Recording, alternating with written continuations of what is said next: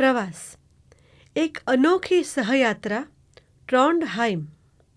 બર્ગેનથી Oslo લઈ જતી રાત્રિ ટ્રેન ચોખ્ખી ચણાક અને સગવડભરી હતી. દિવસોના રઝળપાટનો થાક હતો ને બારીમાંથી કંઈ દેખવાનું ન હતું, એટલે મગજની સ્વિચ બંધ કરીને અમે સૂઈ ગયા. ઓસ્લોથી ઓસ્લોનું એક વર્તુળ પૂરું થઈ રહ્યું હતું. વસ્તીથી ઉભરાતા હૂંફાળા શહેરોને સમાવતા આ દક્ષિણ સ્થિત સર્વસામાન્ય વર્તુળના પરિઘ પરથી દૂર ઉત્તર ધ્રુવને આવરી લેતા આર્કટિક સર્કલના અસામાન્ય વર્તુળને આંબવા હવે અમારે લાંબો કૂદકો મારવાનો હતો. મનમાં એ મુસાફરીનો ભારોભાર રોમાંચ હતો. પરોઢિયે ઓસ્લો પહોંચ્યા પછી ઉત્તરોત્તર ઉત્તર દિશામાં ગતિ કરવા ગણતરીના કલાકોમાં અમારે ટ્રોન્ડહાઈમ જતી ટ્રેન પકડવાની હતી. ટ્રોન્ડહાઈમની સફર શરૂ થઈ ત્યારે અમે વાતાવરણ જેટલા જ પ્રફુલ્લિત હતા. સડસડાટ ચાલી જતી ટ્રેનની બારીમાંથી નોર્વેનું સૌંદર્ય કોઈ શરમાળ નારીની જેમ અલપ-ઝલપ દેખાઈને પછી લપાઈ જતું હતું. હવે શહેર આસપાસની ધરતીને નિરખવાનું એટલું બધું આકર્ષણ પણ ન હતું. 500 કિલોમીટરની 7 કલાકની એ લાંબી મુસાફરીમાં મનભર દ્રશ્યો જોવા માટે પૂરતો સમય હતો. અમારી સીટની સામે એક ટેબલ હતું ને એની સામે બીજી 2 સીટ હતી. અમારા સહયાત્રી સોનલ અને ડૉક્ટર જયેશભાઈને અને અમને સામસામેની સીટ મળી ન હતી. અમારી સામેની સીટ પર એક વયોવૃદ્ધ યુગલ બેઠું હતું. એ યુગલ સાથે થોડી વારમાં જ દોસ્તી જામી ગઈ. અમને એ જાણીને આશ્ચર્ય થયું, એ યુગલ પોતાના મૂળ શોધતું અમેરિકાથી છેક આટલે દૂર નોર્વેના અંતરિયાળ પ્રદેશમાં આવી પહોંચ્યું હતું. વતનની વાત કરતાં 80 વર્ષની ઉંમરના એ બુઝુર્ગની આંખોમાં બાળકની આંખો જેવી ચમક આવી ગઈ.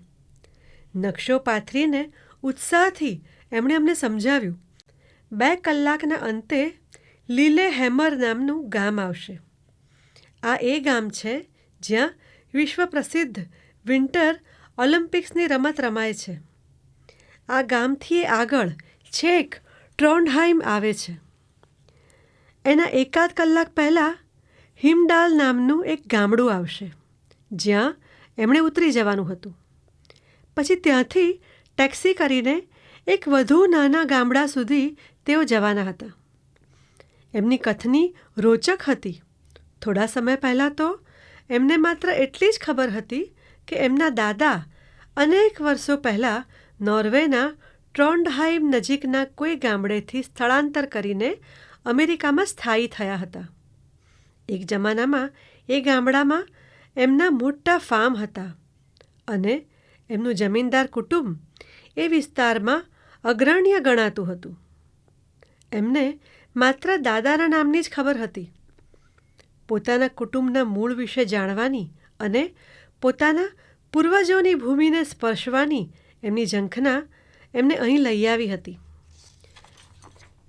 પહેલાં તો એમણે ઇન્ટરનેટ પર એ વિસ્તાર પ્રત્યેના ગામડાની ભૂગોળ તપાસી અને ખેતી પ્રધાન ગામડા જુદા તારવ્યા. ઈમેલથી દરેક ગામની રજિસ્ટ્રીમાં દાદાનું નામ છે કે નહીં તે તપાસ્યું. પછી જમીન ખેતરનું લોકેશન મેળવ્યું. એની પાડોશમાં જે ખેતર હતા તેમાં વસતા અન્ય ખેડૂતોના કુટુંબો વિશે પણ એમણે માહિતી મેળવી. ગામમાં હયાત એવી સૌથી વયોવૃદ્ધ વ્યક્તિનો પત્ર દ્વારા સંપર્ક સાધીને એની પૂછપરછ કરી. એમ કરતાં એમણે દાદાજીના પડોશી કુટુંબને શોધી કાઢ્યું. એ કુટુંબ પાસે પણ પુરાણી સ્મૃતિઓનો ખજાનો હતો. ફોટા, લખાણો અને સારી એવી ઇતર છાનબીન પછી બધું દીવા જેવું સાફ દેખાયું. એ મિત્ર પરિવારે ઈમેલથી એમને નોર્વે આવવા અને પોતાના ઘેર મહેમાન બનવાનું આમંત્રણ આપ્યું.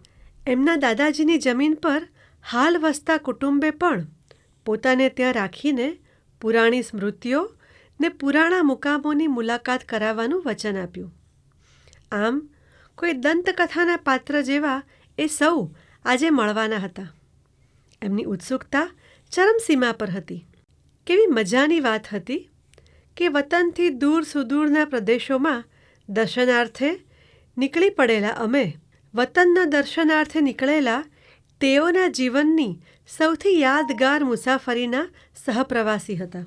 આપણે આપણા મૂળ, આપણી કૌટુંબિક પરંપરાઓ, આપણા પૂર્વજોના સાંસ્કૃતિક વારસા વિશે એટલી સહજતાથી જાણતા હોઈએ છીએ કે એનાથી મળતા આત્મસન્માન અને સ્વાનુભૂતિનો સજાગ આનંદ આપણે અનુભવતા નથી. પણ આજે એ દંપતીને જીવનમાં બધા જ સુખ પામ્યા પછી પણ સતત એક પ્રકારની આઇડેન્ટિટી ક્રાઇસિસ અનુભવીને કોઈ પ્રબળ ખેંચાણવશ પોતાના મૂળને ઝંખતા જોયા. ત્યારે એમને સહજ રીતે પ્રાપ્ત થયેલા એ માનસિક સુખનું મહત્ત્વ સમજાયું.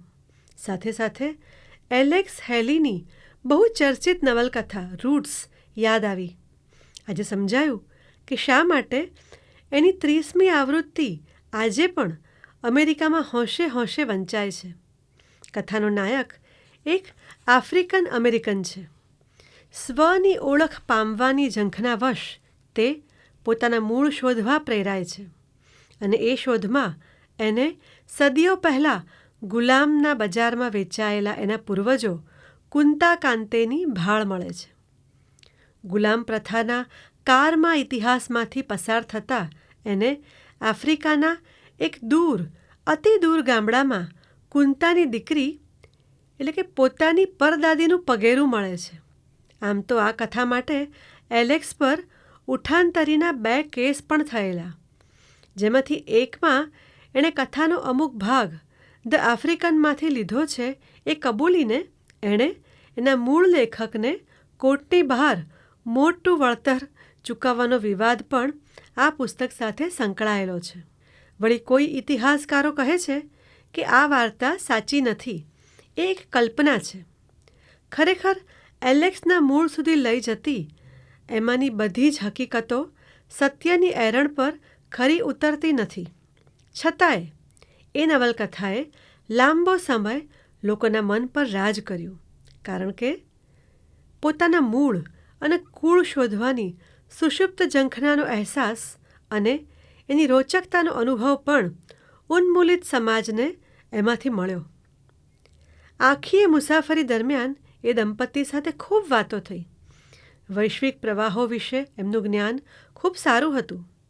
બંને ખ્રિસ્તી ધર્મ પ્રત્યે શ્રદ્ધાળુ અને અતિ ધાર્મિક પ્રકૃતિના હતા. ભારતની વાત કરતાં અમને પૂછવા લાગ્યા કે તમારે ત્યાં જ નહીં, એમ તો વિશ્વભરમાં કોમી રમખાણો કેમ થતા હશે? અમે કહ્યું, અમને અફસોસ છે કે માણસના મનની એ બીમારીનું નિદાન અમે અમારી ડૉક્ટરીના દાયરામાં કરી શકતા નથી. એને અસાધ્ય રોગ તો ન કહી શકાય, પરંતુ એમ કહી શકાય એના ઈલાજ માટે હજી રિસર્ચ ચાલી રહ્યું છે. એમને ચિંતા હતી કે આખરે આખું એ વિશ્વ 2 છાવણીઓમાં વિભાજિત થઈને ક્યાંક મહાવિનાશ તો નહીં વહોરી લે ને. લેખિકા ભારતી રાણે